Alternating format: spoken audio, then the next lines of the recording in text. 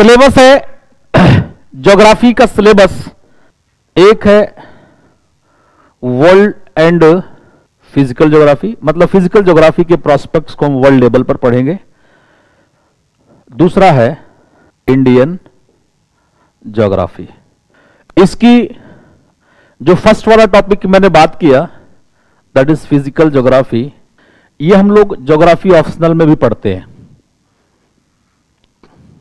Geography optional में वहां 5 unit होती है। पहले का नाम है क्लाइमेटोलॉजी, हिंदी में क्या कहते हैं इसको, जलवायु विज्ञान। दूसरे का नाम है जियोमॉर्फोलॉजी, भू-आकृति विज्ञान। और तीसरे का नाम है ओशनोग्राफी, समुद्र विज्ञान। और चौथे का नाम है बायोज्योग्राफी, जैव भूगोल। और पांचवे का नाम है इन्वायरमेंटल ज्योग्राफी, पर्यावरण भूगोल, पर्यावरण भूगोल। इसमें से हम लोग ये दोनों नहीं पढ़ेंगे क्योंकि ये टॉपिक बिलोंग करता है इकोलॉजी एंड इन्वायरमेंट से। बाकी ये तीनों यूनिट्स हम पढ़ेंगे और इन तीनों के बिना, विदाउट दीज 3, समझना, ना तो आप ये समझ सकते और ना ही आप Indian geography, neither the Indian geography nor ecology environment.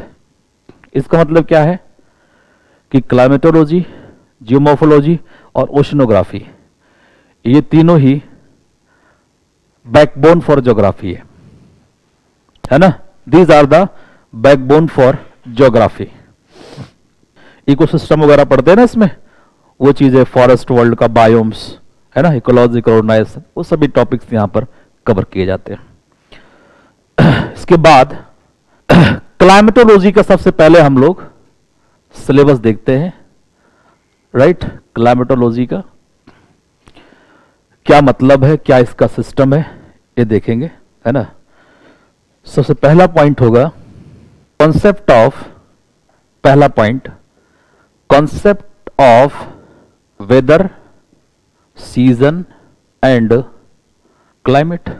Hindi में क्या कहेंगे, मौसम, मौसम, ऋतु, जलवायु से संबंधित संकल्पना या अवधारणा, कुछ भी कह सकते हैं, ठीक है, संकल्पना या अवधारणा। दूसरा पॉइंट है definition of atmosphere, its composition and classification.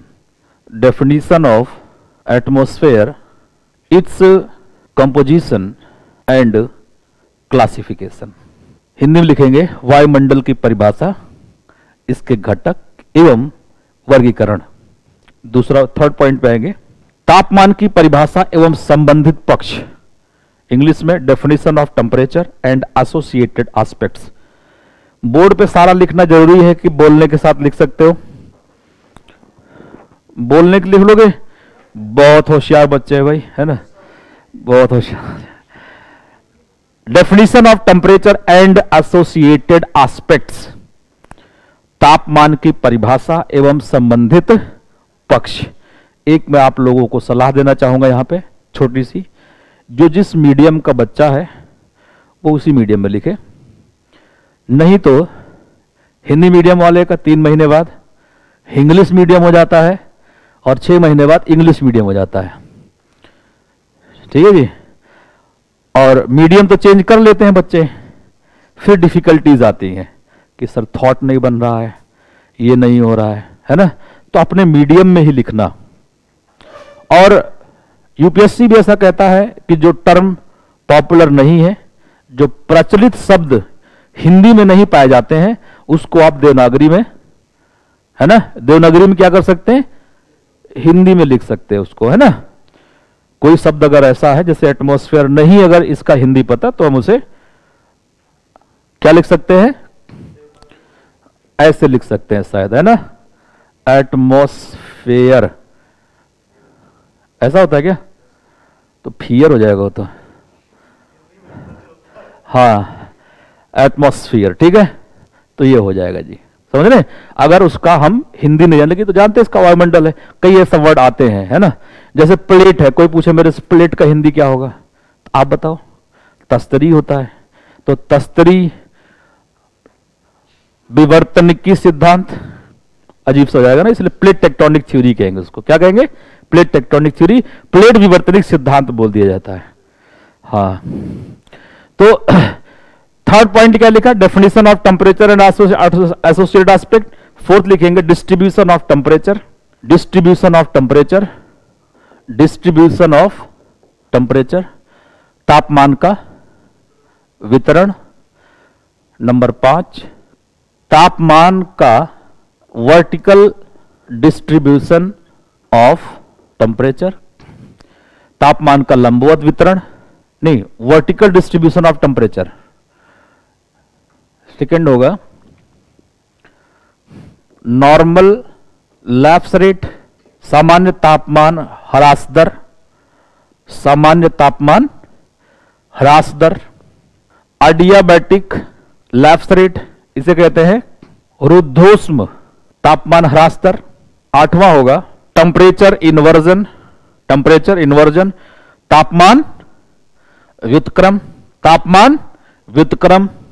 9वां heat island, इसे कहते हैं हिंदी में ऊष्माद्वीप, ऊष्माद्वीप। 10वां हीट बजट, उष्मा, हाँ उष्मा बजट, उष्मा बजट। थर्मल एनोमली, इसे कहते हैं तापीय विसंगतता। Horizontal distribution of temperature, horizontal distribution of temperature, तापमान का क्षैतिज वितरण। Definition of pressure and associated, definition of pressure and associated aspects, definition of pressure and associated aspects.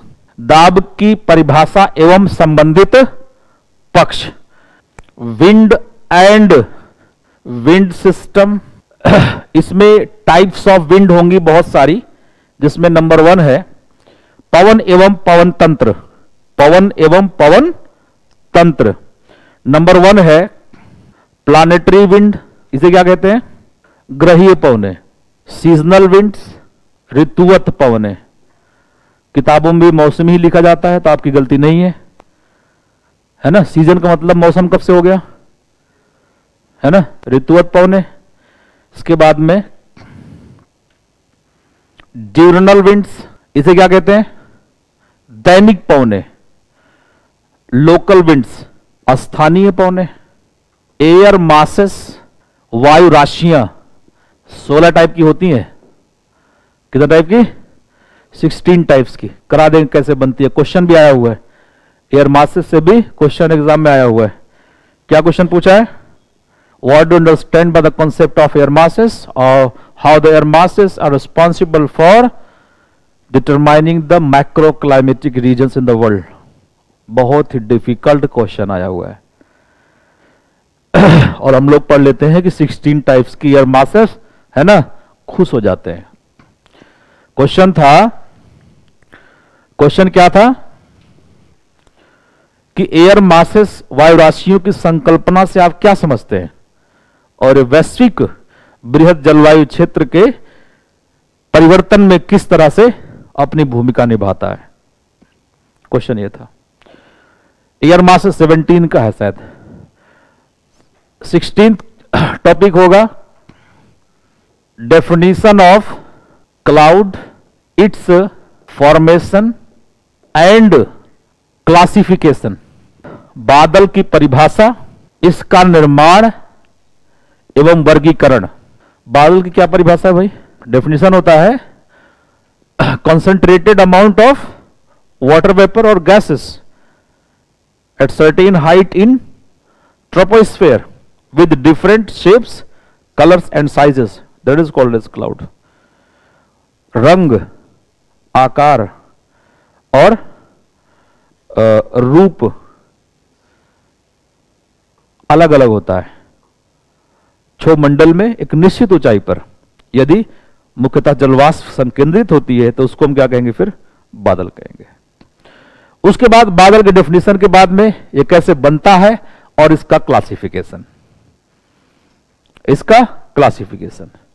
17th point है साइक्लोन्स, हिंदी में चक्रवात। Definition of humidity and associated aspects, आर्द्रता की परिभाषा एवं संबंधित पक्ष। फिर आएगा 19th में टाइप्स ऑफ ह्यूमिडिटी। ह्यूमिडिटी मतलब आर्द्रता के प्रकार कौन कौन से हैं, आर्द्रता के प्रकार, एब्सोल्यूट ह्यूमिडिटी, स्पेसिफिक ह्यूमिडिटी, और इसको निरपेक्ष आर्द्रता कहते हैं। एब्सोल्यूट को निरपेक्ष आर्द्रता कहते हैं, विशिष्ट आर्द्रता, निरपेक्ष आर्द्रता, रिलेटिव ह्यूमिडिटी, सापेक्षित आर्द्रता, capacity of humidity, capacity of humidity, आर्द्रता की क्षमता, या आर्द्रता क्षमता से भी काम चल जाएगा। वायु में आर्द्रता के धारण करने की क्या है ना पावर है, वही क्षमता कहलाएगा, कैपेसिटी। इसके बाद नेक्स्ट है 21 definition of rainfall and its types. Types कौन कौन सी हैं, रेनफॉल का टाइप्स क्या है, एक है orographic rainfall, orographic rainfall, convectional rainfall, convectional rainfall, cyclonic rainfall, चक्रवातीय वर्षा। 22 है संवहनीय, संवहनीय वर्षा, प्रेसिपिटेशन वर्षण and types of precipitation. Types of precipitation में कई सारा टाइप्स है। वर्षण के प्रकार, वर्षण के प्रकार में नेक्स्ट होगा रेनफॉल, भी वर्षण का प्रकार है ना, rainfall is a subset of precipitation. उसके बाद हेल्स, हेल्स के बाद स्लीट, स्लीट के बाद में हेल्स को क्या कहते हैं, ओला वृष्टि, ओला वृष्टि, और स्लीट को हिमजल वर्षा, मतलब बारिश हेल्स के साथ में होगा। कभी कभी सिर्फ क्या होता है बर्फ गिरती है, कभी कभी बर्फ के साथ बूंदें आती हैं। नेक्स्ट होगा fog, mist, smog, due, Frost etcetera. MIST mist comma snowfall etcetera. तो ये सभी वर्षण के प्रकार है। इसके बाद एक टॉपिक में आपको क्लाइमेटोलॉजी में और पढ़ाऊंगा, नोट कर लिया कि रह गया। टॉपिक का नाम है कोपेन्स क्लाइमेटिक क्लासिफिकेशन, कोपेन का जलवायु वर्गीकरण। इसकी जरूरत आपको पड़ेगी इन्वायरमेंट और इकोलॉजी में, बायोम्स वगैरह जब पढ़ोगे वहां रिक्वायरमेंट होगी, तो इसलिए इसको पढ़ा दूंगा मैं, ठीक है। वैसे आपके एग्जाम में जीएस में कभी यह नहीं पूछा जाएगा कि आप कोपेन के क्लाइमेटिक क्लासिफिकेशन को समझाओ। इसके बाद में क्लाइमेटोलॉजी का यूनिट कंप्लीट हो जाता है। क्लाइमेटोलॉजी की यूनिट कंप्लीट हो जाती है। थोड़ा सा भयभीत हुए होंगे, इतना बड़ा सिलेबस है, कितना दिन पढ़ाएंगे सर, है ना, कैसे समझ में आएगा। बहुत आसान है, जल्दी हो जाएगा, ठीक है। नए साल की शुरुआत भूमि आईएएस के साथ। अपने सपनों को करें साकार, ज्वाइन करें भूमि आईएएस का नया बैच। प्रवेश प्रारंभ है। आप प्रवेश प्राप्त करने हेतु तथा अपना रजिस्ट्रेशन कराने हेतु हमारी संस्था में विजिट कर सकते हैं। हमारा पता है वृंदावन योजना, लखनऊ। अधिक जानकारियां प्राप्त करने के लिए स्क्रीन पर दिए गए नंबर्स पर आप हमें कॉल या मैसेजेस कर सकते हैं। भूमि आईएएस के पूरे परिवार की ओर से आप सभी को नव वर्ष 2022 की हार्दिक शुभकामनाएं। धन्यवाद।